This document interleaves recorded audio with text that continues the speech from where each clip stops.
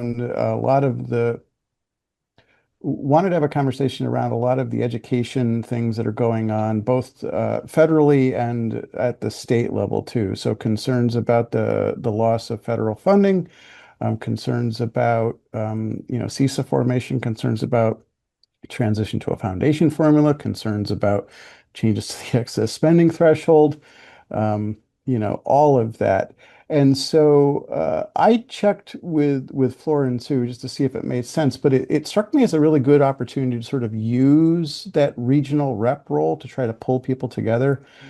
So we reached out to board chairs and superintendents in our area, included two representatives, Elizabeth Burrows and Rebecca Holcomb, in the discussion. And, um, you know, turnout was good, was great, but it got scheduled once and then had to get rescheduled. So, maybe the new time didn't work out for a lot of people. But the conversation, I think, was really good. It gave both board members and superintendents together in the same venue a chance to talk through some of the challenges and concerns of all of the stuff that's coming down the road. And I thought it was for me, it felt like it finally made sense, that role of the regional rep and how to pull people together to have a meaningful conversation about things. It was just another opportunity to do that. Um, and I do think to the extent that this might work for some of you in your regions as well too, to perhaps be that conduit with your regional representatives and senators to pull them together for conversations with the board members in your region and help facilitate some of those conversations. That might be a sweet spot. The other thing that I will add too is, one of the reasons that I think that we're all here is because we're all the ones that do all the work. And so that means that everybody I'm looking at on the Zoom screen tonight is probably overworked and certainly underpaid for what you do. But it is because we show up and it is because we reach out and take on that extra task that nobody else would do that I think brings value to the VSBA. So you as individuals really contribute to that. Um, uh, I will say for me, like I'm at a different point in my board career. Both of my kids are in college and mostly out of the house. So I have more free time than I used to have. And I have the ability to dedicate a little bit more time out of my schedule to efforts like this, but I know that not all of you are in similar positions. I might say, have that conversation with your counterpart in your region. Maybe one of the two of you might have a little bit more capacity for some of these sorts of things, and maybe, they'd be willing to take on a greater role in some of that coordination work. But I think it would be hugely beneficial to the VSBA, especially as we're looking at some changes to education funding coming around the corner, could change what our membership looks like. And if that time comes, we want people to know that there's great value to the VSBA and us doing that outreach and getting those people on board and understanding what we bring to the table and how we can be beneficial to them, I think would just help us as an organization continue to be effective and provide a voice and support for those folks. So I'll get off my soapbox. Thank you very much, Neil. That's really helpful, I think, to hear that type of information and ways that other regions can use it. I am now going to move on to the fall regional meetings, which they're not the in-person meetings that we've been talking about. These are the fall regional election meetings that all happen on the same day, and that day is going to be October 15th. They'll be done on Zoom like they were last year. We will be highlighting these regional meetings regularly in our weekly emails. And the registration link is at the top of our website homepage. So please register as soon as possible for your regional meeting. In your board packet, there is a page with a list of the regions and the expiration of terms of all of you as regional representatives. So if your term is expiring in 2027, you are going to be responsible for running the business meeting, that regional meeting and election for your region. So those of you who are running those meetings are Bart, Tara, Jack, Gaston, Clayton, Stephanie, Dwight, and Nancy. And I will email a script to you beforehand, which you can use to run those meetings.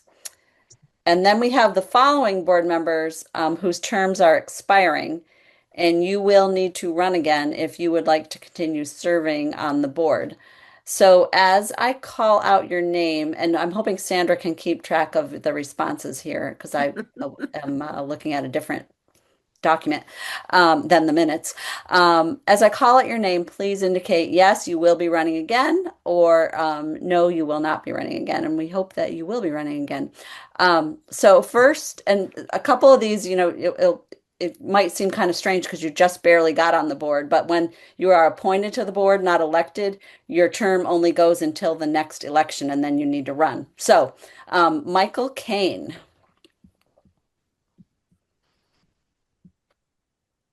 Yes. excellent, thank you. Jim Salzgiver. Is Jim here? I don't think he is. So I'll find out from Jim. Emily Reynolds, I know could not be here. Megan Metzler. Yes. Thank you. Michael Inners. Yes. Barbara Postman. Yes. Abigail Campbell. Yes. Patty Beaumont. Yes. Melissa. Yes. Thank you. Joe. Yes. And Neil. Yes. Great. I'm so happy to hear so many yeses. Yeah. So for those regions with open seats, such as Addison, Bennington, and Western Chittenden, we're going to ask you please solicit interest from school board members who are interested in serving on the VSBA board. For instance, I know in Addison, Suzanne Buck is no longer a school board member, so she will not be able to run again. So we're going to have that open seat there in Addison, and we already have open seats, an open seat in Bennington. Tara, raised your hand. Go ahead. Thanks, Sue. I just have a quick question because I also know that Laura resigned from the board just a couple months ago. I read that in the paper. So who would run the Western Chittenden meeting? Yes, that's a great question. We actually have three regions where the staff is going to have to run the meeting, at least to get it started, and at least until the election occurs. So that's what we'll have to do. Sometimes we have sometimes we'll have an officer do it, but then they have to miss their own region. So, Melissa, you have a question? Are there any conflict of interest positions that would keep someone from being on the VSBA? Like if they're also on the legislature or like just as I'm reaching out to people? Mm. We have had legislators serve on the board before. I know that at one point we had the president of VSBA I believe she was a legislator at the same time. And most recently, Martine Gulick has served on the board. Okay. Good question. Stephanie. I am unmuted. So my term for my local district ends in 2020. What seven? No, what year am I in?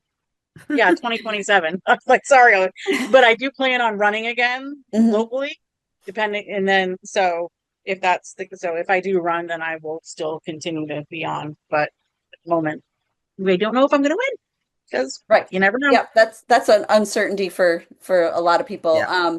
The VSBA board has a policy that if you are not reelected in March or you decide not to run again in March and you're on the VSBA board and your term hasn't ended, you can continue to serve even though you're not a school board member until the next election in the fall. Okay, perfect. Yep.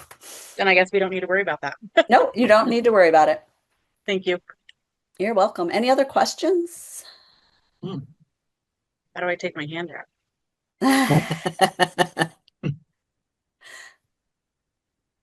Okay, let's see. So if you are able to find someone who's interested in serving on the VSBA board, please ask them to email Amy and me and to let us know of their interest and include a photo and a short bio. And so we'll get their materials into the materials that we put out before the regional meeting so people know that they're running.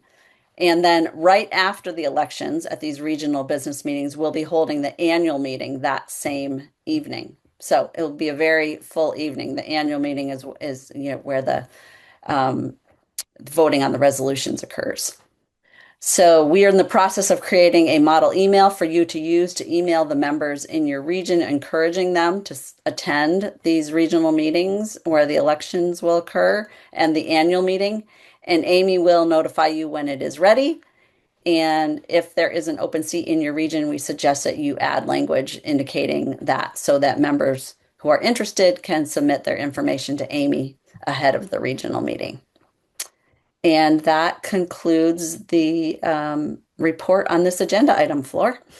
Thank you, Sue and Sandra. Melissa. She's still done. Okay, we're going to move into the report from the Resolutions Committee. But before we dive into the resolutions report, a few notes about the process, because we have a lot. I know some of you have been doing this for a while and some, this is your first time. So as a reminder, the Resolution Committee is charged with making recommendations to the board on each proposed resolution. Under the bylaws, the committee must make recommendations to pass or do not pass. Each resolution submitted by a member school board member each resolution submitted by a member is submitted by a school board member, one of the districts, right? In the alternative, the committee may submit proposed resolutions to the full board with the statement that it takes no position on the proposal. The board then considers the committee's recommendation and makes its own recommendations to the full membership. All resolutions from the member board submitted to the resolutions committee, regardless of the position of the committee of the board, must be placed must be voted by the board before the membership at the annual meeting. The full membership, one delegate from each supervisory union and supervisory district in good standing, votes on the proposed resolutions at the annual meeting, and that is on October 15. And as you know, is remote. Thus, the work of the resolutions committee is one step in a long process. So this year, there were 11 proposed resolutions submitted by school boards. The committees notified each submitting board of their recommendations following the first meeting, and we received 4 revised proposals. Keep in mind that the proposed resolutions were submitted before Act 170 was enacted. Our context is different now. First, I want to thank the members of the Resolution Committee, Megan Metzler, who chaired the committee of the Resolutions Committee, Gaston, Patty, Bart, Suzanne Buck, Clayton, Michael, Neil, Jim, Joe, Melissa. Thank you for all your work. And Mark and Sandra. Thank you for facilitating the committee's work. We appreciate the time and the thought that you have put into this. The bylaws specify that there's 2 different types of resolutions, the regular and the continuing. The bylaws state, and I'm just going to read it to you, each position shall be voted as a resolution or should be voted as a resolution, a regular resolution or a continuing resolution. Continuing resolution shall be statements of the association policy which are on an ongoing or permanent nature and shall be in effect until the amendment at a subsequent annual meeting of the association. We refer to resolutions that are not continuing as regular resolutions. Resolutions shall be statements of specific positions on behalf of the association and shall be in effect until the next annual meeting when they may be deleted, continued, or amended by the vote of the membership. Based on this, the Resolutions Committee took on 2 tasks. One, that was to make sure each of the new resolutions brought forward by member boards and the Resolution Committee are designated as regular or continuing resolutions. We'll cover the categorization of each resolution as we consider them. The second task of the Resolutions Committee was to review current, regular, and continuing resolutions and make recommendations to amend, delete, or continue for regular resolutions only. I also wanted to share that for the past few years, we've been utilizing an Equity Lens tool. The committee received the tool ahead of the meeting, reviewed the tool before starting the work, and utilized the equity questions and considered that during their discussion and on the proposed resolutions. The equity lens, it was also in the board packet for this meeting. Last, I want to say that Megan Metzler, the chair, sent you an email. So if there's any resolutions that we want to pull, we can do this now, and we can also do what we did last year, which is what her email said, that we could also vote everything as a slate. Is there any interest? And then I'll give you a little more context at the end. Is there any resolutions that we want to pull? I see Barbara's hand up already. And we can go one by one too. So it's the pleasure of the board. Barbara, you're muted. So if you're saying something, I can't really hear you. Sorry. Okay. Yeah. Now I would like to discuss resolution number 7 on the funding formula. Okay.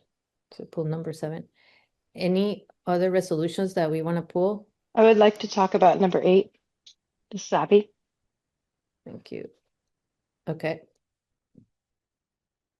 Anything else? Michael? I'd like to talk about number 1. Okay. All right. Anything else? I don't see any other hands, and I have 2 things going on my screen. So, okay. So if without seeing any other hands, we can do a motion, but let me just read to you the last part of the instructions for today. We had some confusion in the past when taking motions on the resolutions. So for simplicity today, and Suzanne is joining us now. For simplicity today, we recommend that regardless of the committee's recommendations, all motions should be made relatively to the board's recommendation. For example, move that the board recommends resolution, let's say number 1, as a continuing resolution. So for a motion, if you want the board to recommend that the resolution passes, you would vote yes. If you want the board to recommend that resolution does not pass, say no. So you're making the motion in the affirmative, right? As we go through the resolutions, I will ask Megan Metzler, who's familiar and ran the whole thing, as chair, to read the resolution just in the be and resolve, not there were areas, and provide the committee with the recommendation. So we pulled 3 resolutions. We're going to pull 1, 7, and 8. So with the resolutions committee chair want to do a motion to pass the other ones as a slate? Would that make sense? Barbara, do you have a clarifying question on that? Yes, there are some that the recommendation by the committee is do not pass. So if we vote for the whole slate, that means we don't put forth that resolution at the meeting? No, the resolutions all go in before everybody, regardless of what the board votes. They would still all be voted by the membership. So what we're voting on as a slate is the recommendations of the resolution committee. Correct. The recommendations of the committee become the recommendations of the board. Well, that's not true. The committee brings recommendations, and then the board makes their recommendations to everyone. Okay. Exactly. Any other clarifying questions? Okay. Okay, Flora, I'm going to do this wrong, so you can correct me. But I sure you're move that we right. accept the resolutions 2, 3, 4, 5, 6, 9, 10, and 11, as well as the proposed current resolutions to pass those as a slate as recommended by the resolutions committee. I'll second that, Suzanne. Okay, so moved by Megan, second by Suzanne. Any discussion on that? Okay, seeing none, all those in favor, please signify by saying aye. Aye. Aye. Any opposed? Any abstentions? Seeing none, it passes by majority. Okay, so now we're gonna start with number 1, Megan. Yep. So proposed resolution number 1 came from the Washington Central School District. And I'm just going to read the resolved portion of it because that is what, and if you're new to this and you are not a member of the resolutions committee, I'll just highlight that What moves on in perpetuity with the resolution is the resolved portion of it. Everything else is important context, but that's not actually what kind of goes on in perpetuity. So it's helpful context, but it's not what we're actually voting on. So the resolution here is that the General Assembly should end or curtail the early college program and should expand dual enrollment opportunities as a mechanism to continue offering advanced options to students beyond what their local schools can provide without removing those students from their high school communities. The General Assembly should also study additional means of providing advanced and college credit-bearing options to students in a way that provides benefits across all demographics, including socioeconomic status and geographic areas, and that keeps students in their school communities for all 4 years of high school. Be it further resolved that any early college expenses should be financed through the general fund and not the education fund. The recommendation of the resolutions committee was to take no position on this resolution. And I will open it up for, do I need to have a motion on this one or just? I would ask that there's a motion to take no position. There's resolution number 1. Yep. So I would like to move to take no position on this. I would like to move to take no position on this. And then if there's a second, we can open it up for discussion. Second from Clayton. Okay, yeah, Clayton Great. seconded, so Megan moved it, and then we can move to discussion. Discussion.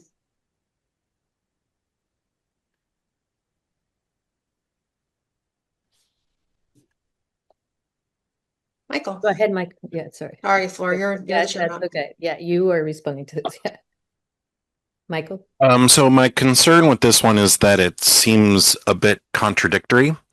That we're asking the General Assembly to study means of providing advanced and college credit, and yet we're also recommending that the early college program specifically, which would do that, is specifically being recommended to be ended by the first sentence in that resolution. So it seems like those two things are contradictory. I would say that this, from just reading this, there are valid concerns in the whereas clauses. There are valid concerns about the program, but I think if we recommend or if we take no position, that means that there is the possibility of us saying that the early college program is considered a negative, whereas there are ways of fixing it rather than ending it.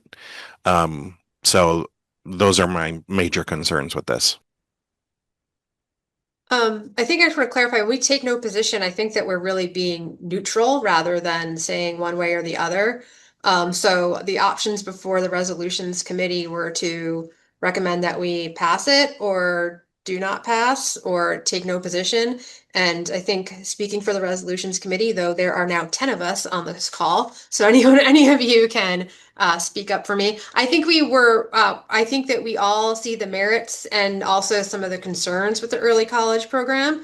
And we went back and forth on it. And I think that that's why we landed in kind of taking a neutral stance overall as to what this resolution would be. So that would really be for the larger board to make a position. I don't know if there are any other resolution committee members who would like to clarify the perspective before I turn over to Barbara. I just had a question, a clarifying question again. Okay. If the board takes no position, and then when the vote comes in the annual meeting, it's an up or down vote, right? It's not a no position. Correct. So they're Yes. going to say it should be part of our agenda or not. Yep. So the board is not taking a position on it, and we will leave it to the broader electorate to make a decision. Yeah. Tara? Out of curiosity, and I probably know this based on the resolutions my school board submitted, but I feel like there's a lot of assumptive statements in this resolution, and I would love to see the data that backs it up. Right? Like, it's a space where I would agree where if there's no position being taken, we're not recommending it or not recommending it based on lack of data, because I don't think we can confidently say that this is actually happening across the state. I think well, I won't give my assumption. I think that it depends on where you are in the state. It's geography dependent and district dependent and supervisor union dependent is my Yeah. assumptive understanding. And it came from my district, so I can add that, it's a concern, how it was written, we can talk about that. But it is it is a concern considering how many of our students are leaving. Just last year we had over 30 students. And it's a huge impact in our so that's part of the reasoning. I'm not advocating one way or another. Just that was. Stephanie? And Neil? Sorry, I'm getting used to the hand thing. And um, I definitely agree that it is, depending on where you are in the state. I mean, Rutland and our area, we're lucky because we have, multiple colleges within. And in the end, it's the student's choice, though, if they want to do the early college. So I personally like that we're not taking a position either way. I like it, and it does help students, and families. I know a lot of students who are only, having to pay for 3 years of college because they're doing so much. So I agree with us not taking a position on that resolution. Thank you, Stephanie. Neil? Yeah, thanks. I think I wanted to ask, I'm trying to make sure that I understand the points that Michael was making. Um, Michael, were you, I guess, leaning towards a recommendation of do not pass? Am I interpreting sort of what you were saying Correct. correctly? I would be in favor of a do not pass because it does help students. It seems self-contradictory. There are ways of fixing rather than ending, and when the first resolved sentence says should end, that would present a problem for me to say, well, we're not going to take a position on this thing that does help some students.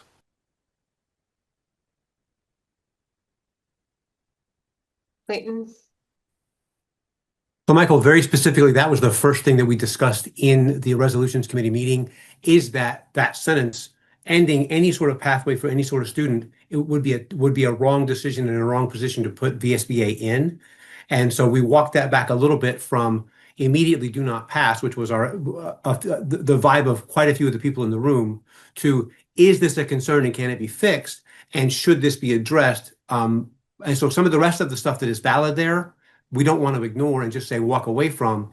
But we took no position. We washed our hands of it because it's a lot about equalized pupil counts and saving equalized pupil counts. But mainly, we didn't want to close that pathway off. We didn't want to support or advocate for closing off any pathway to graduation in any way that could go for students.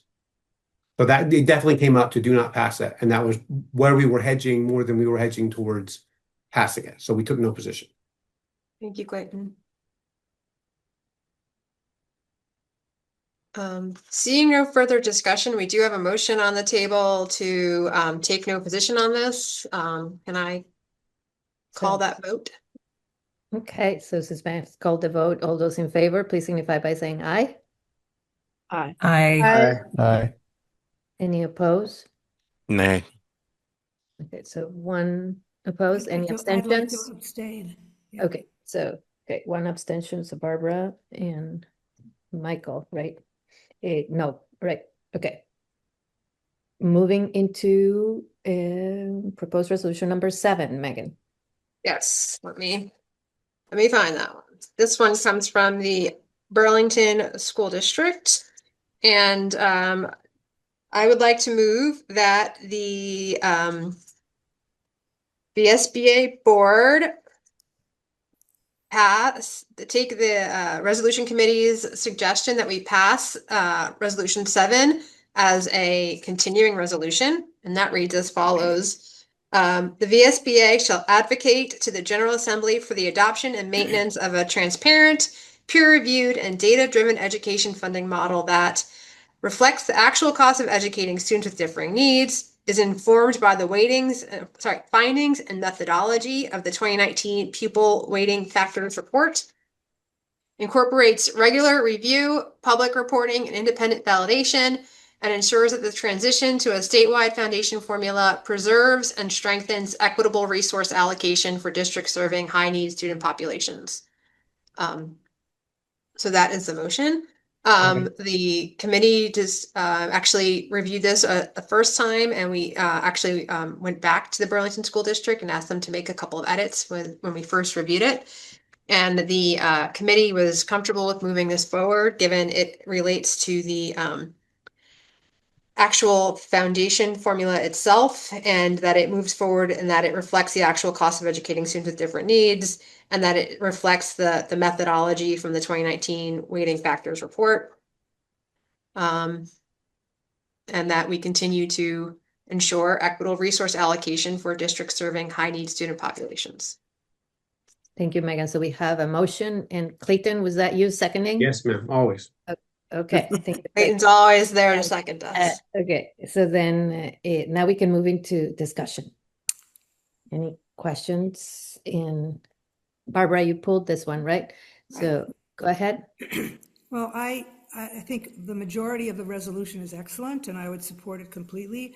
My issue is with the way it assumes that there will be an education, a foundation funding formula, and implicitly supports one. And I feel extremely strongly that we cannot support a foundation formula, and that the last statement is an oxymoron, that you can't have a funding formula, it's a foundation funding formula that preserves and strengthens equitable resource allocation. Because what we have now, with all its warts, is a entitlement for the schools to look at the funding from what the school needs, not from what the state says is a base amount, and then they have the control, basically, of telling you how much you're going to have. I mean, in some senses they do, because they manipulate the tax rate with how much they put in toward the funding, leaving the rest to the property taxes. But when all is said and done, what we have now has the only opportunity for us to preserve and strengthen equitable resource allocation. History has shown in every case all over the country that a foundation formula puts education funding on the same plane as all other state resource needs. And at times, in low times, that's a big target. And also, I personally don't think they're going to have to be able to pass a funding formula without having a Brigham Supreme Court decision challenge. But it leaves open the ability for wealthy towns to raise money on their own and do away with the equitable base that we have. So that's how I feel.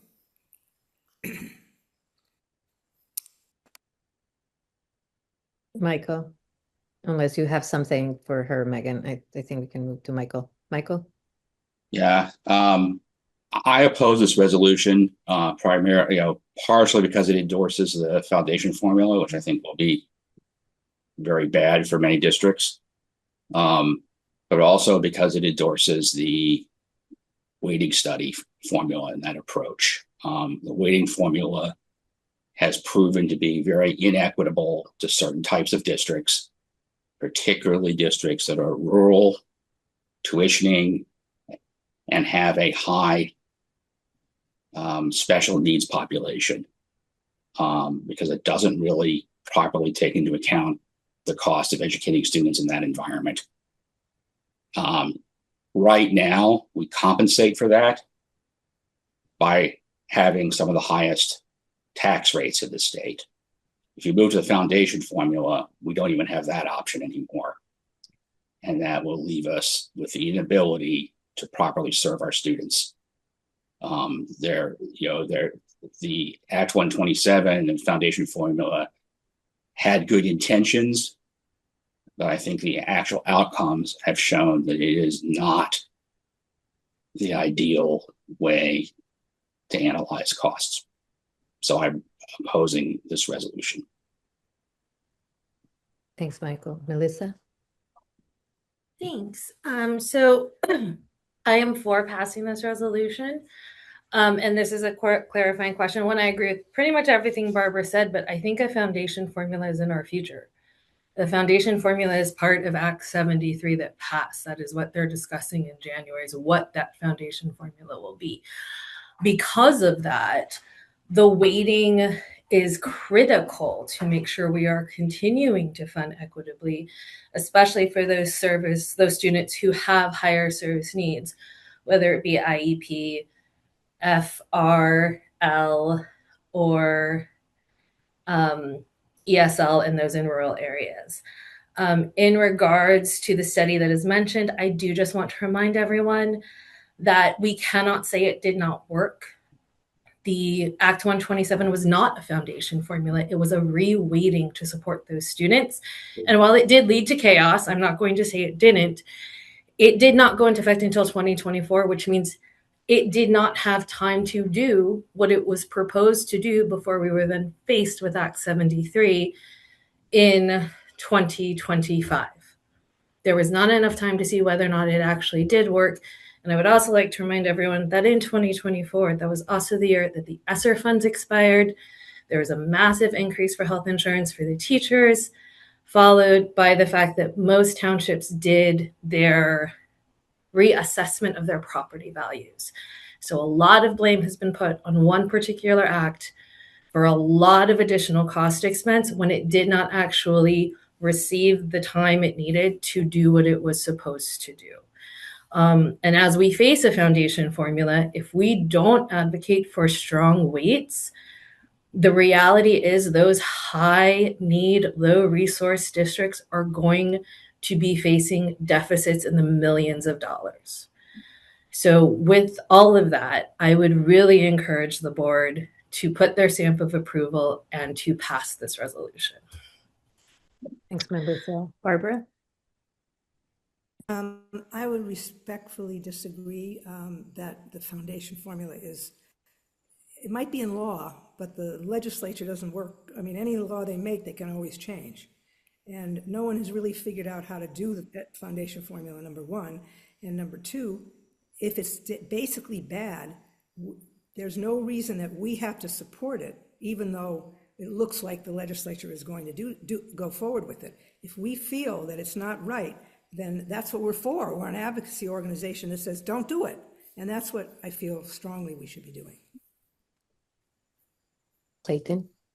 So I'm going to disagree with you just slightly on that because it's now in the law. Last year, we could really effectively say, don't do the foundation formula. It's not in the law yet. Don't put it in. Do not enact that as law.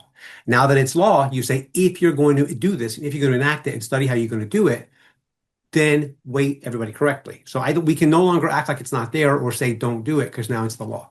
So now we have to respond. We can't be, it's in there.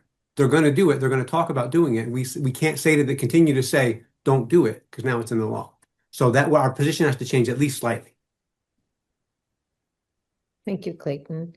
Is there anybody else that would like to comment before I move back to Barbara or Michael? I didn't see any other hands up. So Barbara and then Michael, and then we're going to call the vote. Please let me say this again. Yeah. It might be in the law, but that doesn't mean legislators can change every law on the books in any legislative session. So they can vote to take it out of the law just as easily as they put it in. There is nothing that says because it's in the law, they have to keep it. They do it all the time. There are many examples of, well, they walked back all that stuff with Act 250 last year. They passed it and nobody liked it, so they took it out of the law. I mean, there's nothing to stop them from taking the foundation formula out of past laws. Thank you. Thanks, Barbara. Michael? Yeah, just a few points in response about why the weighting formula is not particularly equitable in the end.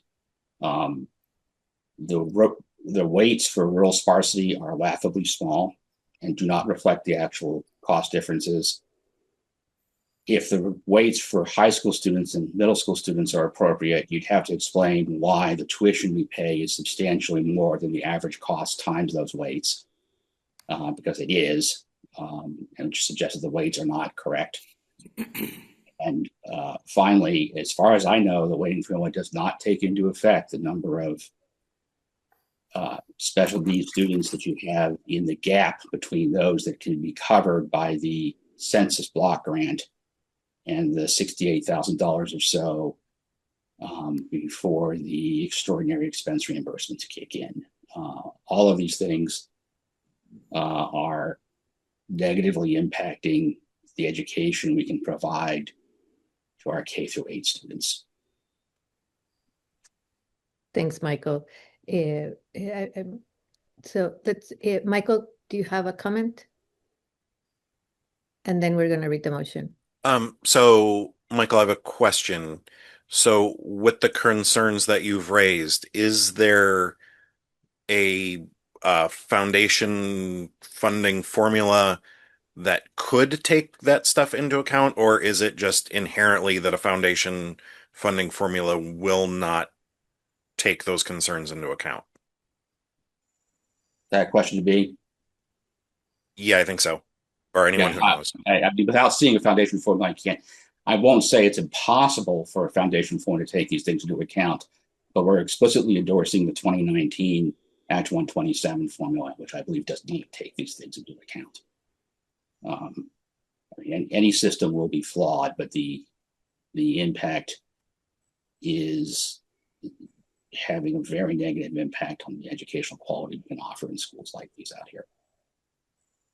That's a direct result of the foundation of the weighting formula. Okay, so I'm gonna ask Megan to read the resolution again, and maybe what we could do just to meet. I'm not trying to get to consensus. I know people always think that is what I'm trying to do, but maybe we can make this recommend, and I would be slightly changing the motion, Megan, if we move that into a regular resolution instead of a continuing resolution. And then it's sent back to, back to membership in a year, back to all of us in a year. Neil? Yeah, Flora, I was going to actually make the same suggestion. I wonder if some of the concerns that I'm hearing around the table might be, I mean, not completely alleviated, but might be addressed by, if we make this a continuing resolution, then it just sort of continues on in perpetuity until we decide to get rid of it. If we make it a regular resolution, then it forces it back before us and back before membership a year from now. And I wonder if that approach might help with some of the concerns that we've been hearing around the board this evening. If people are open to a friendly amendment, I could change it to a regular resolution, my motion to a regular resolution. Clayton, you okay with that? Yeah, that makes sense to me. Okay. Any other discussion? Otherwise, we'll call the vote. All those in favor, please signify by saying aye. Aye. Aye. Aye. Any opposed? Is this a vote to change it? To amend it, or to pass it or fail or not? No, I've already I took a friendly amendment to it, so this is voting for the resolution. For the resolution. Do you want the resolution read again? It is voting on the resolution. Okay. So, any opposed? Aye. Aye. Okay, so we have one. Can you raise your hands so we have Barbara, Michael, Gaston, Tara. Oh my God. Those are no's right now, right? Oh. What, I see 8. 8. I counted 9.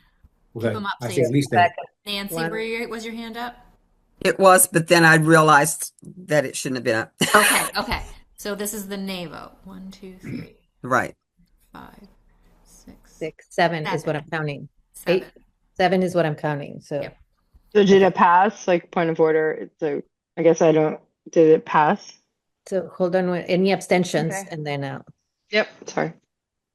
any abstentions? Are you abstaining, Barbara, or you're voting? Because I had you as a nay. I'm a nay. Okay.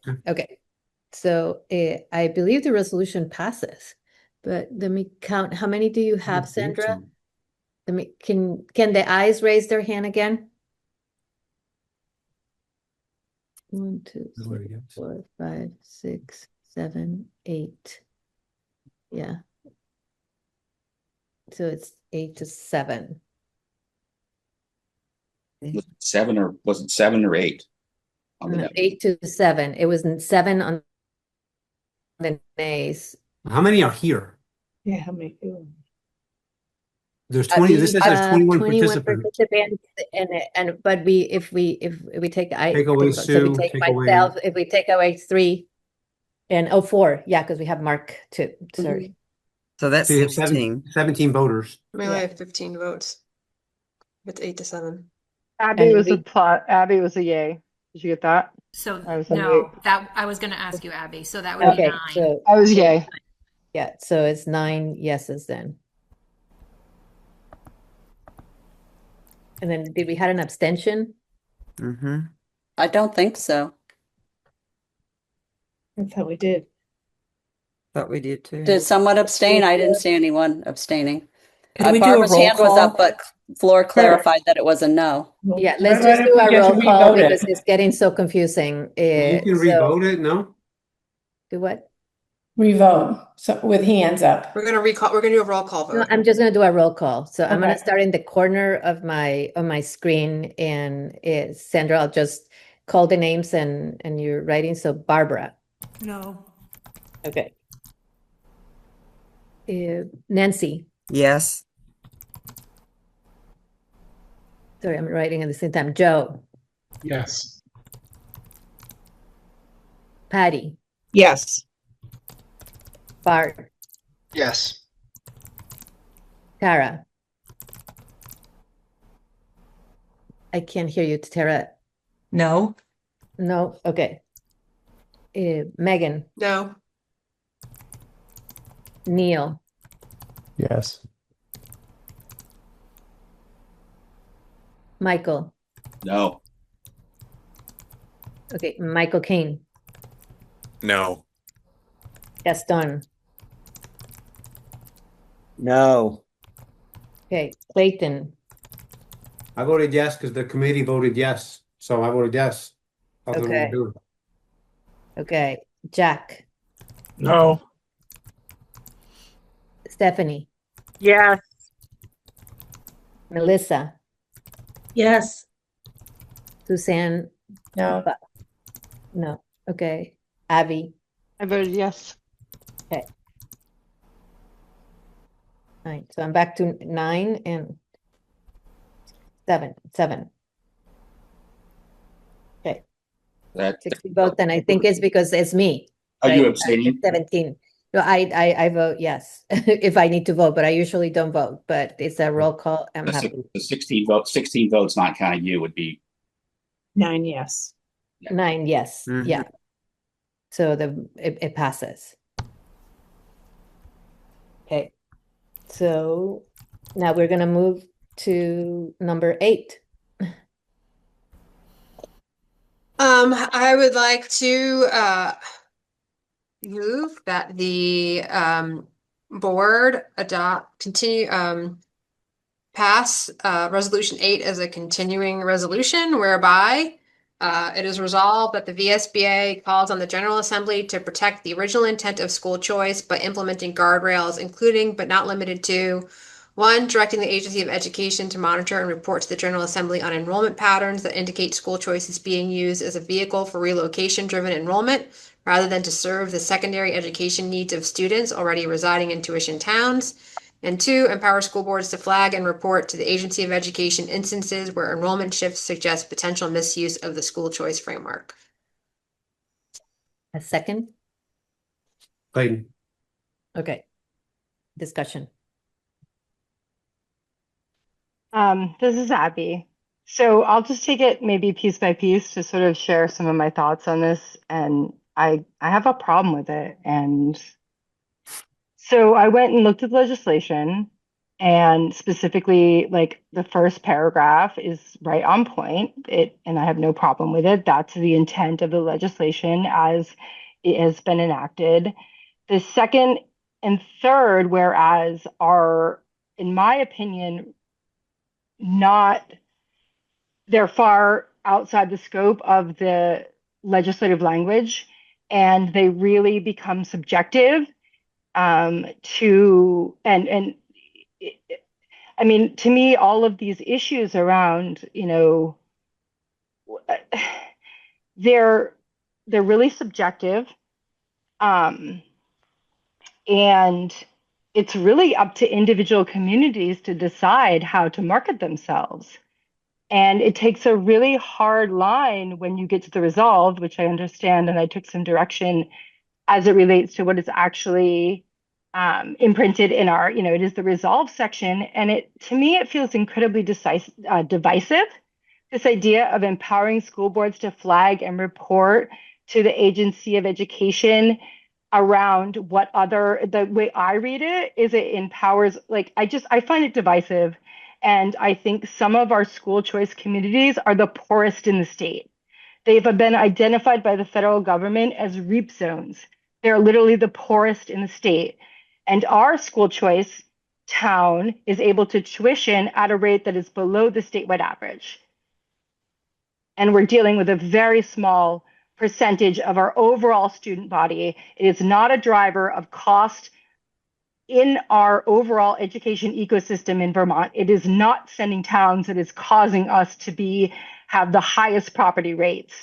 And I really respect, and I went to look at the particular district that requested this resolution. And I really like Debbie is an amazing asset. And I'm really interested to hear of what the specific harm, and I think it is around people relocating, but this is very broad and I have a real problem with it.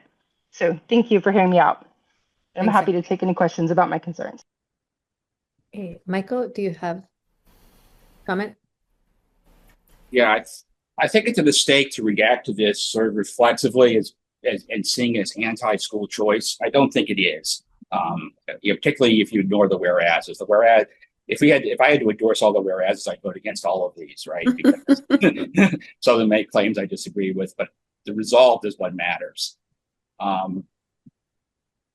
This is a problem in some districts, and particularly districts that are close to larger population centers, where, and particularly those that have seasonal housing, where, in fact, the current rules are manipulated, and we've got an endless list of them that happen up here, in order for people to claim residency in the choice area and send their kids, use that to send their kids at local school expense. Now, most of our kids go to public schools, so that has no negative impact on the ed fund in general, because when you spend tuition to a public school, the money recycles. But it does create situations where our school population mysteriously increases magically as soon as they get the tuition rate level by a substantial amount, by 10, 20%. And I think there is a problem. I know of at least one private school which counseled parents to move into our district in order to get the tuition. So I think it is a real problem. I don't think if you sort of look at the results and sort of step back from a reflexive defense of school choice, which we also defend up here, it's really aimed at manipulation of the current rules. Okay, thank you, Michael. Okay, I don't see any other hands up, and I think Abby stated her concern. Seeing no other discussion, I'm gonna call for a vote. Yeah. I would like the opportunity to respond. I mean, I think it is fair to, I think that You can raise your hand, Abby, and that would be. be great. Okay, so Abby, go ahead. There's implication that it's just a reactive position, and I think that's minimizing our concerns. And I think that's a continued issue that we have as a body, is that we continue to minimize and try to pretend that we understand what it's like to be in the poorest part of the state. And we do use our school choice to attract people to move here. And I find it, when you don't have to use that to attract people to come and move to your state, and your property values are 2 or 3 times what they are in the place that I live. And again, we are below the statewide average of what we spend on our students. We are not the driver of costs. And I ask, not only is this not just a resolution that we visit, this is a continuing resolution. And I'm sorry that I know this body has maybe discussed this ad nauseum, but I've not been a part of that. And I respect the fact that you're kind of not interested in having this discussion any further, but that's my piece. Yeah, thanks, Abby. I think what is not trying to not have the discussion. I think that what this resolution is doing, and my understanding from reading the packet is that, you know, it's what I would call as lovable accountability. It's just bringing us back to some accountability as and I like Michael was saying, you know, let's not focus on the other where areas. We're just focusing on the last part of the resolution, and that's it. I'm gonna let Michael respond, but I don't want to get on a back and forth right now because we haven't put in our agenda having a discussion just on this subject today. We're really basing it on the resolution that the Barstow School Board put in front of us, right? So, Michael. Their whereas is what they put in front of us. Like I understand the time frame and I understand what we're trying to do in a certain amount of time. And I mean, but like, I mean, So can you wait a I minute, didn't Abby? use any time before, right? Like I let everybody else speak and was listened to and listened intently. And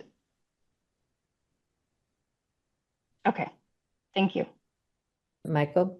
I just will address one thing, which I hear over and over again. Our towns may be wealthy and have lots of property. Our students do not come from those homes. Our students are coming in, by and large, from low income homes that are heavily financially stressed, suffering from all sorts of the same issues that you see in Burlington: drug abuse, underemployment of the parents, just a huge number of issues. Our student population does not look like our lakeshore population.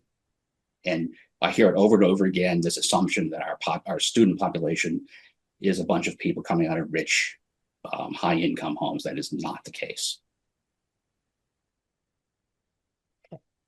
Is there any other further discussion on this resolution by the Barstow School District? Okay, seeing no other hands up, all those in favor, please raise your hand. If you could use your hand, I can also use the count there. So if you could use your virtual hand, that would be super helpful. Uh-oh. If you can. Oh, awesome. Okay. I can't. I'm going to give it a little time so that, okay. And I see you, Nancy. So we have 12 plus Nancy and Jack.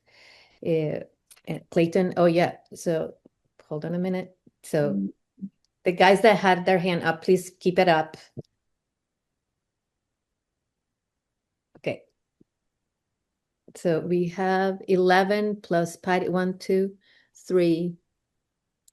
I have 14. Mark, I see you counting. 14, right?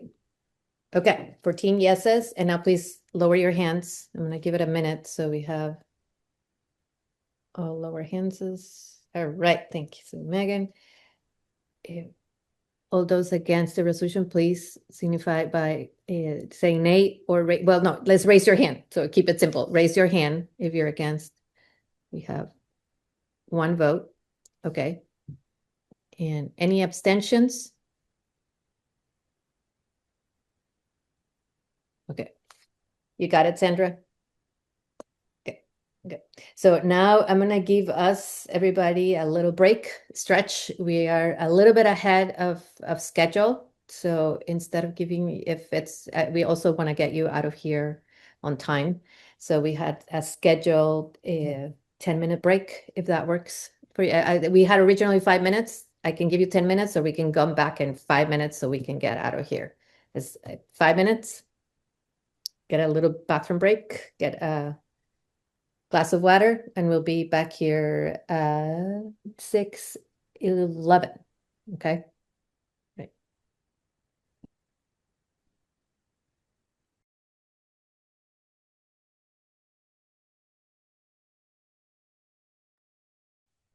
Okay, everybody, we're gonna try to move quickly because we have a lot of work. And I'm gonna try to share my screen too. I'm gonna give everybody a minute to come. Oop, I see Nancy's trying to get back in. Okay, sorry, that was a quick break, but you're that much closer to dinner.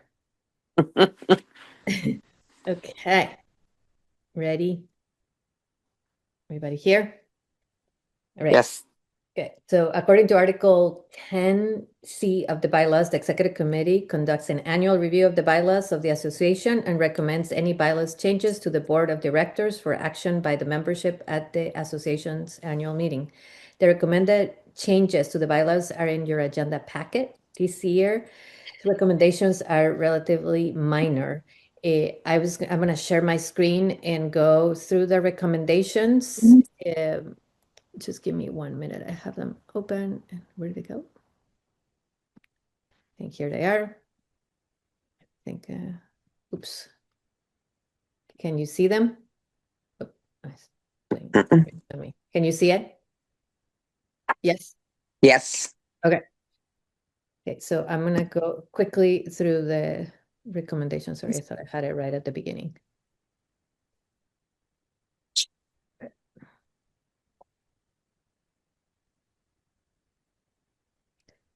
Wait, oh, sorry, my computer's being a little, it's the user challenge. Okay. So we're obviously the year, as you see there, all of our changes that the executive committee working with Sue recommended are highlighted and in red. The first one, because now we have CSAS, you see here, any cooperative education service area may become an affiliate member by notifying the executive director of its intention and by paying the annual dues as provided in Article 6. Affiliate members may not hold office or vote. I'm going to just go through all of them. If there is a question, please raise your hand. Okay. I don't see any hands up. So if I don't see a hand up, I'm just going to continue to move through them. In Article 4, dues, 50% of the total amount to be raised by member dues will be assessed equally across all member supervisory unions and or supervisory districts.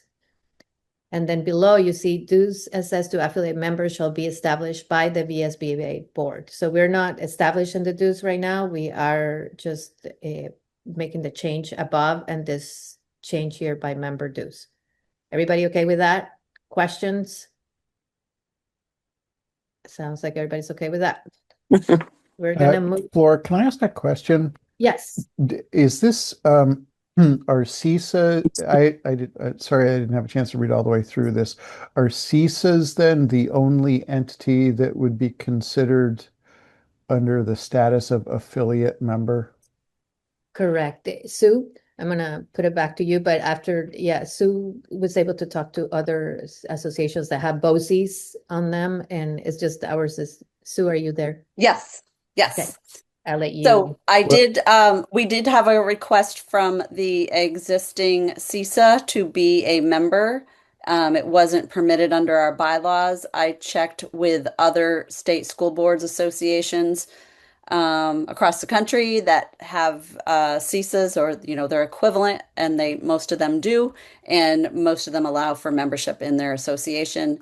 And I asked for how they address it in their bylaws, and the way that we're doing it here is very similar to the way that the Connecticut Association of Boards of Education handles it. Yeah, sorry, I think I didn't articulate this the right way. Do we define what an affiliate member is in our bylaws? We do with this new language. Here's the language So here. right now, CISA is the only instance of an affiliate member. Correct. Okay. Okay. I'm gonna move on unless I hear you guys. Hey, are affiliate members non-voting? Is that Correct. And that's what it says there. Did you? The affiliate members do not hold office or vote. Thank you. It was above. That's why I missed it. Yep. Okay. And then the next change is in Article 7 on the board of directors. What we are adding is that any member of the VSBA board of directors serving on the board of directors for the National School Boards Association shall continue to serve as a voting as a it says as a voting member of VSBA board. Oh, yeah, sorry. As it's here, as the voting member, yeah, I remember that. As a voting member of the VSBA board until the time of their term on the VSBA board expires in accordance with this bylaws. Any member of the VSBA board serving on the NSBA board of directors shall serve as an ex officio non-voting member for the VSBA board of directors for the duration of their term on the NSBA board. This language was taken from the Massachusetts Association. We took very little. And it's basically so that whoever is serving, in this case, it's myself serving right now on the National School Boards Association, but we don't want a member that is, sort of disjointed from VSBA. So we would continue to have that close partnership with the member on SBA, but also if the term expires. So for example, if right now, and that's how they have done it in Massachusetts, I could put Devin as an example. We would continue to have a close relationship and understand what VSBA is doing and not act in isolation of VSBA. Does that make sense? And this is how they have it.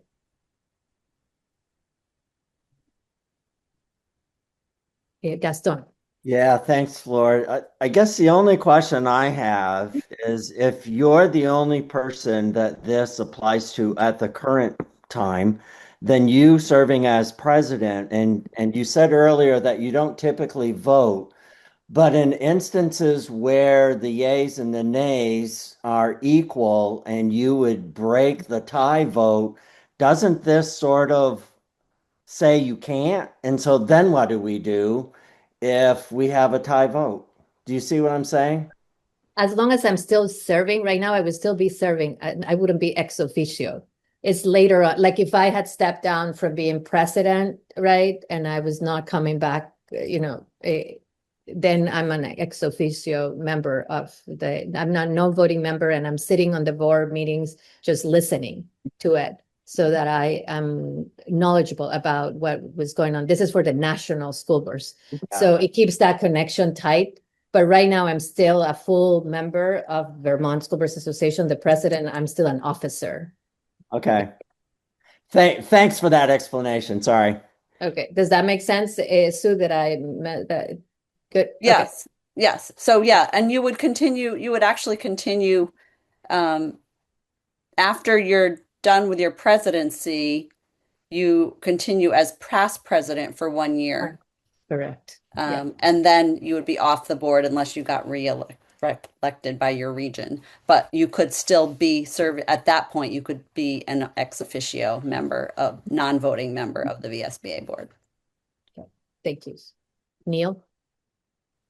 I think I know the answer to this, but that very last line that begins any member of the VSBA, that references any member of the board of directors, correct? Correct.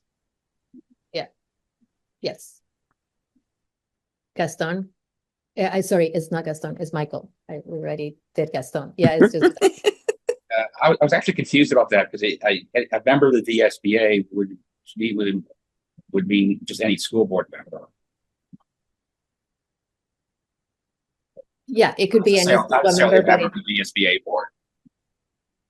Correct. It can be any a VSBA board member. In this case, a VSBA, a member of VSBA could be, and that's why we wanted that close connection. So maybe I didn't totally answer your question right. It's like, for example, if let's say we had say somebody on my board, let's say Ursula was serving on the NSBA, is in the best interest of the VSBA to have that member that is serving on the national school boards close to us. So we are working together, right? And it's, that's not the way that we have operated anyways, because in the past, it's always been, the association is the one that recommends a member to the NSBA. NSBA does serve a non-association because, as you know, NSBA doesn't have, all of the states are not part of NSBA anymore, so they serve directly to board members. That's not the case of Vermont. But the reason for this, is to allow that close connection, regardless if they are sitting on the board or not. I understand the reasoning. I wonder, I mean, there are some fringe scenarios here that I can think of. So, for example, a Vermont school board member who happened to get themselves on the NSBA board of directors, and then their board decided to withdraw from the VSBA. So in that scenario, right, and I think traditionally we have considered that the members of the VSBA to be the boards and not the individuals. And so I wonder if the language here needs to be tweaked just slightly um, to account for that, but I defer to Sue. I don't, I think that would make it more complicated, Neil. I don't, we literally took the language from the way that, and I know Massachusetts is much bigger than us. But so Yeah. what can you explain a little bit better? What would be the concern, even if that board had withdrawn from VSBA? It would be really hard for us right now. The nomination has to come from the association anyways to the NSBA. Yeah. I mean, I'm willing to, I don't want to make a big deal of it over this. So, Well, we can review it again at next year if it's not working properly. I think that this will be perfectly fine for the ensuing year. Okay. Any other questions? Okay, I'm going to move to the next page. So here in the event of a regional representative position is vacant, such vacancy might be filled by the board of directors, and we are striking out after consultation with the regional representative. That's not what we do right now. Obviously, we talk to our regional representatives, but that's if it's vacant, we're not. I could explain a little more, Yeah. Flora, on that. So if we have a vacancy in a regional representative position, there's only one other regional representative from that region. So it didn't make sense to say after consultation with that person because they are on the board. So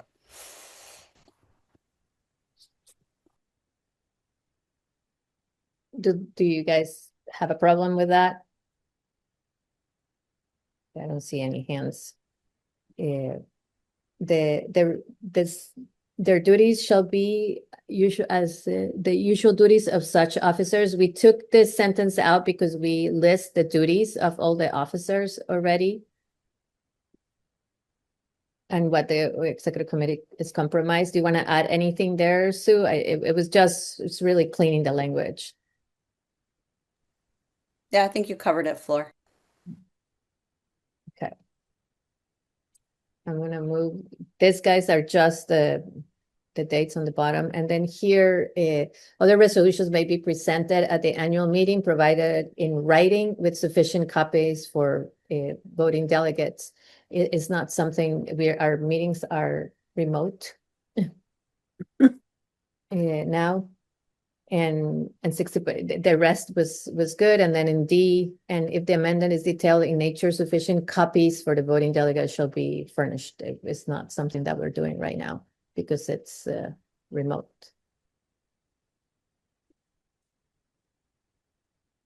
I don't see any hands. And then the other change here in E is when passed by the 60% of the voting delegates, a resolution should become a position statement of the association. Each petition shall be voted as an annual resolution or continuing resolution. And that was just for clarity because right now it was voting as a resolution or continuing resolution, which made it really confusing. And then we added again, annual resolutions shall be statements of specific positions on behalf. So just the annual.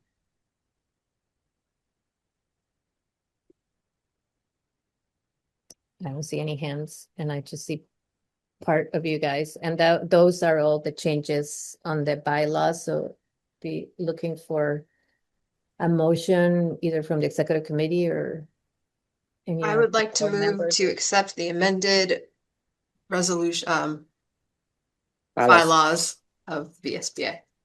Second that. Second. Okay, and that was Megan, and is that you, Stephanie? Yes. Yeah, okay, thank you. Any more discussion? I don't see any hands on. All those in favor, please signify by saying aye. I Aye. Any Aye. opposed?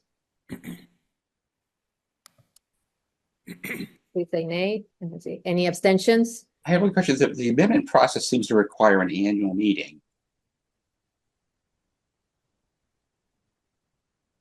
Yes, Yeah, there will be the proposed bylaws amendments will be presented to the membership, and they will be voted Yes. on by the membership at Mhm. the annual meeting. Okay, so we're voting to recommend them to the membership. Correct. Just like Correct. we just did with the resolutions. Yes. Got it. Seems like the ayes have it, so our bylaws changes have passed. And then this is going to be a lot of work too, I guess. I'm wondering, Sue, if somebody else could share their screen, or should I, or maybe I'll share the screen. I You think need I me can. to, Fleur? Megan is a co-host, so she can share the Yeah, screen let if you me, need to. is this just the, hold on, let me get it up. Yeah, I Smarty think goals. I should have been more prepared for this. okay, I got have it. it Thank you. open. Oh, I can do it so you can do it. Hold on. Okay, if you do it, then I can see, because Yep, it's hard to yep. see people. I just need to make it bigger Okay, because I know someone will say I can't read it. Okay, how do I share? Share. Let's see here, screen 2. We good? yeah, it's coming. It's still black, but it's coming. There it is. Great, Okay. thank you. Okay. So this is the work that we did our retreat. The executive committee took it the next step, and we created Smarty goals as we had promised, and we used this format. You had it as part of your packet, so I don't want to redo everything. So I was going to focus, unless I hear differently from you guys, I'm going to read the grayer part on the top, which is sort of the goal, and then I'm going to try to concentrate in the achievable and relevant part. So let's give it a try and we'll see. So the first goal is that by the fall of 2026, we'll have all the seats filled. By 2027, we'll have a more diverse board and less turnover. Diverse by socioeconomic ability, board experience, linguistics. It will be better represent the diversity of Vermont public schools. So you had it as part of your packet. You can see our specifics there. And really, why is this goal? Broad participation is needed to understand and have a balanced perspective of our membership. And then let's move into measurable. What data will measure the goal? Do we have all the seats of the board field, number of regions with full representation, number of prospective candidates? And what would success look like? You see it there. I'm not going to try to read all of the bullets. It is big enough for you to see it. But now I'm going to try to concentrate in the achievable and relevant. So any feedback? The executive committee feel that this goal is achievable and important for the future organization. And we feel like funding the in-person regional meetings and the resources needed for social media and our association management system is important. And that we make sure that we're committed to funding a well-staffed association and mentoring our board members so they have the skills and information necessary to communicate effectively in their regions. So we have the resources and the motivation, you see it there, broad participation. Oh, it just disappeared in mine. Yeah. And then the relevant, how does this go align with the board goals of the association? Do you guys have any input here? Gaston. Yes, thanks, Flor. So while I agree in general with this goal, I do have some concerns that we're specifically saying that the board is going to be diverse by socioeconomics, ability, board experience, and linguistics. And so to me, the only way you're going to be able to verify that the board is diverse by those measures is by having some kind of a form that we fill out so that you can determine that. And I'll go right down to your measurable. Each region will be fully represented and mirrors the demographics of the region. Holy cow. How are we going to do that? So now that means you go in and you look at, percent poverty rates and that sort of thing. And so then you're going to need to identify whether or not your board member is included in that poverty rate. I don't understand your metrics, I guess, and I do have some concerns. So as an example, yeah, when the select board was we came up with this statement that people were trying to do across the state, and the same issues came up. How are we going to measure our success if we don't know who all these people are in these categories? So anyway, sorry, thank you. Yeah, that's okay. Megan, do you mind putting the share down for a minute? Just and then we'll put it back up. So Gaston, what I want to say is that the goals were the goals that we agree at retreat. So we're not, this is how we set the goal. The goal on the top is what we agreed in our retreat. Second, we do put a form out every year. Well, for the past 3 years, Sandra, you can correct me. And we're trying to, we're trying to really understand how this is a goal that we've had for a while, and we have the sort of the metrics. The other thing that I will say is that the goals are aspirational, right?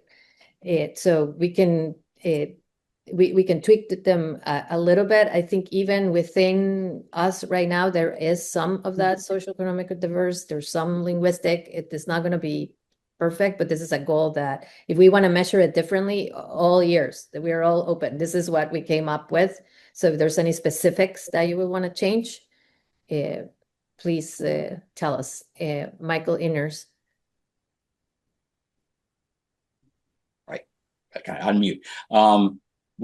I filled out a couple surveys about sort of my demographics on behalf of VSBA. What's the response rate on that survey? Sandra, and we've shared it with you guys. Go ahead. We've worked really hard to increase that. Last year was 100, and this year we got up well over 100, 115 or so. But that takes quite a bit of prompting and nudging and reminding and pleading. That's a sample, but it may not be statistically valid as a sample. Yeah. So what would be are there any others that have concerns? And then Gaston, if there was any specific language that you would want to change?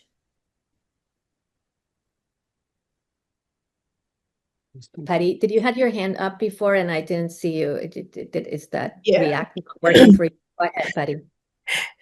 Yes, thank you. Thank you, Flor. I was just going to say that I appreciated that you reminded me that it's an aspirational goal, because I do think that it's an incredibly difficult goal to achieve, particularly in our district, given the fact that we cannot even fill our seats on our school board with anybody, let alone thinking about demographics and those kind of things. So.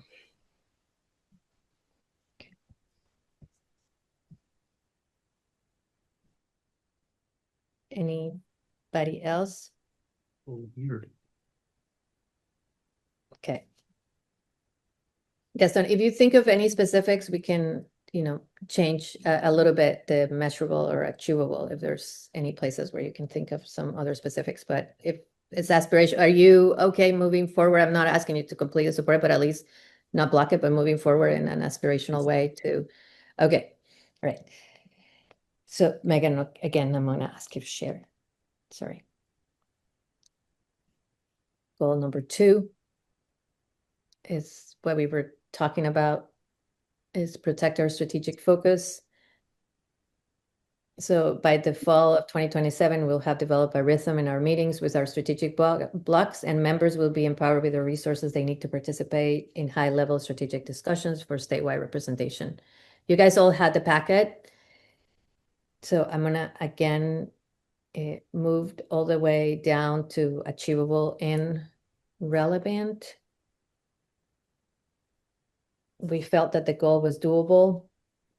Do we have the necessary skills and resources? We have very talented staff and board. We just need to refocus our agenda and be disciplined. If not, can we attain the skills and resources? We have the resources, we believe.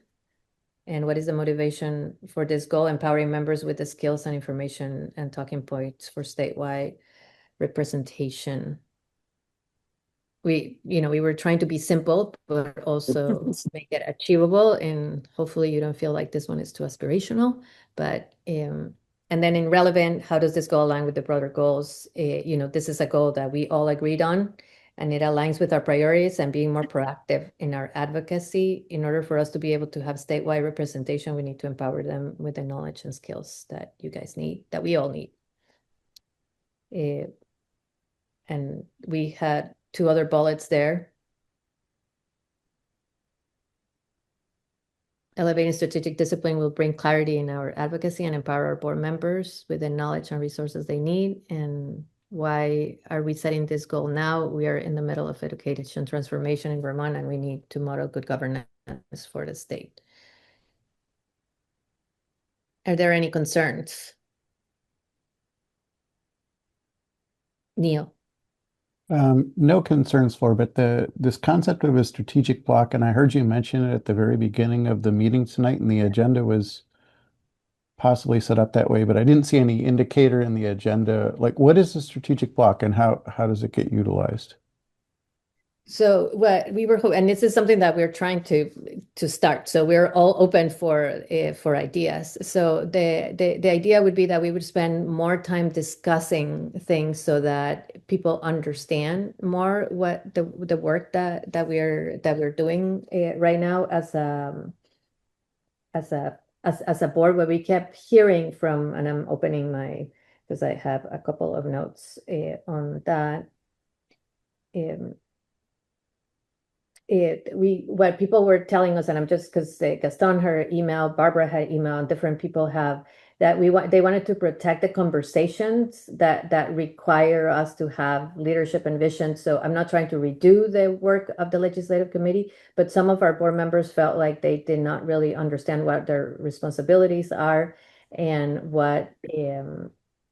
how are they having impact, right? And how do they understand, in this case was Act 170. So we are creating more of an intentional space to have those conversations and understand, what are they emerging, to say something, emerging things going in the legislature. We know Sandra and Sue and our staff sends legislative updates. So spending more time being able to have those conversations as opposed to spending more time in just reviewing our strategic plan is one of the things that we were moving. We would still be reviewing our strategic plan, but part of that would be on the consent agenda. And I know that is a little different from what we were doing it now, but we're open to ideas. And please, executive committee, please share if I missed something.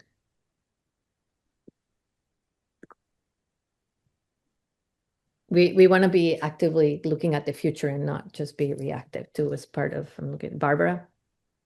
I just want to say I really appreciate this focus and this goal because, as you said, if we could reduce the operational time in the meetings and have it be summarized and we do our work outside of the meeting and review everything and just say, okay, I looked at it, it's fine, and take the time to have more discussion among ourselves, I think it would be very helpful. So thank you. Does that help, Neil, or clarify it? It helps. I think I need some time to wrap my head around it or to sort of see it in practice. Mhm. And part of what we're doing right now is like, strategic, we're working on our own goals. So how we operate together today. We had to work on the bylaws. I guess we could have put the bylaws on the consent agenda, but the bylaws was something that we felt the board needed to look at. But we are sort of trying to be less reactive, but have more time to have those important conversations together for dialogue and understanding where everybody is, so that everybody understands that they're not just representing their school district, right? Or their, and I know that comes natural to you, or just how as a whole we are moving strategically and not reactive. I don't know. And it might be aspirational, but we're going to try to give it a try. And maybe we could color code the strategic parts, the strategic block. We're calling it strategic block. It could be called anything too. But if you're not, if there's no like a full, like, down, are you okay with we move forward with that? Yeah, yeah, yeah. No, absolutely. I was just Okay. trying to make sure I understood what we're attempting here. And then we can move to goal number 3.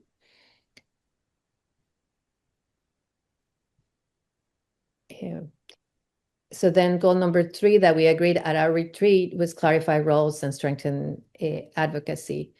The executive committee can speak if I'm speaking out of turn. We felt like, the other 2 goals already had are part of having a strategic block is so that we can strengthen that advocacy and understand better. So we felt like there might not be a need for goal number 3, but it is Yes. up for I'm discussion. happy to, yeah, I advocated for this during the retreat, and I think that Floor, when you try, if you don't mind, you Yeah. did say if an executive committee like to pipe up, I think that if we have a diverse board with all the right skills and we spend our time appropriately from a strategic perspective, and the outcome of that is that we will have empowered board members with the skills and resources to achieve the next level of governance for statewide representation. And I think that, and to give Flora a lot of credit and to thank Sandra and others who did the first crack at this, I think, not to speak for you, Flora, but I think you were struggling with this goal a little bit because, and from a Smarty perspective, because we had already kind of filled out the other 2 items. So, I was actually going to advocate for having 2 goals rather than 3. I don't think there's any reason that you have to have 3 goals. But if others feel like we need to work on this some more, then we could do that as well. I was muted. I'm totally open to the will of the board. As I was filling out this particular format, it was really, I was finding myself writing the same things that we were writing above in this. You guys had it as part of and you can see that this one, as in the relevant, and it was really hard. And even when we met as an executive committee and I asked them to help me fill it out, we were not coming up with differences. So we're wondering if the board would be okay with having 2 goals, 2 measurable Smarty goals for this year, as opposed to 3. Because of the redundant. It's Right. You do the first 2, redundant. Yeah. Sure. Do For you my mind part, taking sure. the share down? And I see Barbara put her, so I can see some faces and try to read the room. Okay, there. The other, Barbara, say yes. Okay, Patty saying yes. Others? Melissa? Nancy says yes. I know Joe will agree with me. Michael is feeling neutral. Okay. So, You all did. right. Okay, Joe, where I missed you, Joe. Where you went? Like, no, just. Yes, I did. Oh, right. Okay. We sat next to other. So maybe what I would ask either the executive committee or one of our board members is to approve our 2 Smarty goals for this year. I would like to move that we approve goals 1 and 2 of our Smarty goals for the FY 27 year ahead of us. I will second that. Thank you, Megan. Thank you, Bart. And thank you, Executive Committee. All those in favor, please signify by saying aye. Aye. Aye. Aye. Aye. Any opposed? Any abstentions? I don't see any. Great. Good work, everybody. And so now we're gonna move us. We still have more work.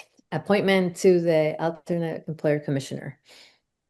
So the employer commissioners on the Commission of Public School Employees Health Benefits represent school districts as employers in the statewide bargaining for school employees' health benefits. The employer commissioners are appointed by the VSBA. There are 5 employer commissioners and 2 alternate employer commissions. The 5 employer commissioners are right now Adrian, which a lot of you know, Adrian Raymond, Kim Farham, which you also know, and Patrick Healy. Susan Prescott and Akua Smith. The alternative employer commission is Michael Moser, and the other alternative spot is open and needs to be filled. So the executive committee and 2 of the employer commissioners interviewed. Adrian and Kim were with us. And the executive committee, so we reviewed the applications and we did the questions similar to what we have done in the past. I know we have some new board members, but in the past it had been the full board doing these interviews. After doing the interviews, we would like the executive committee recommends that the VSBA appoint Pamela Eaton of the Harwood School Board. She has experience in staff contract negotiations and comes really highly recommended by her superintendent. She is an attorney, right? Yeah. And is there a motion to appoint Pamela Eaton, and then we can have more discussion as So moved by Clayton. Seconded. Okay. Right. So we're going to appoint Pamela Eaton as alternate employer commissioner on the Commission of Public School Employees Health Benefits. And it's moved by Clayton and second by Megan. Patty, you have a question? Yes, I'm sorry. Obviously, I'm new to this, but can you just tell me or more specifically what their job is? So she's going to be an alternate, and actually, we have Mark. Are you still here? No, Mark had No, to go. Mark had to leave, but I can answer the Yes. question, Flor.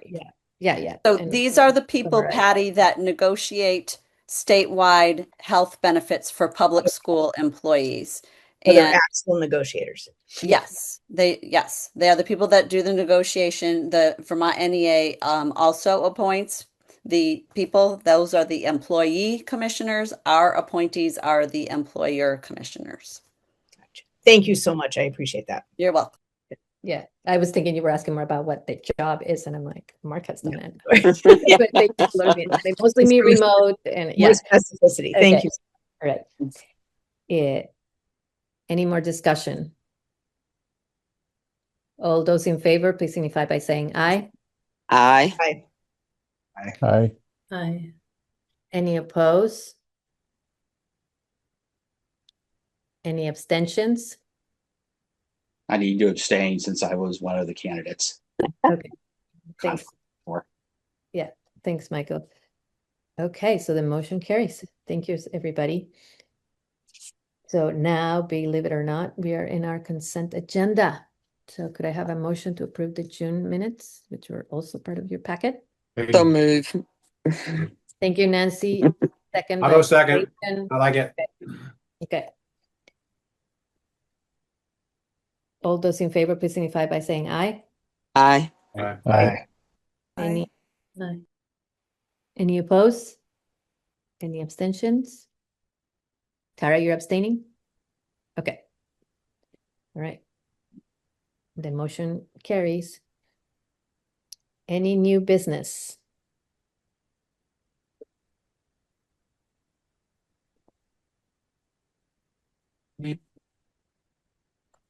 Nancy, did you say something? I'm trying to practice my Nope. teaching. I'm not a teacher, but teacher silent.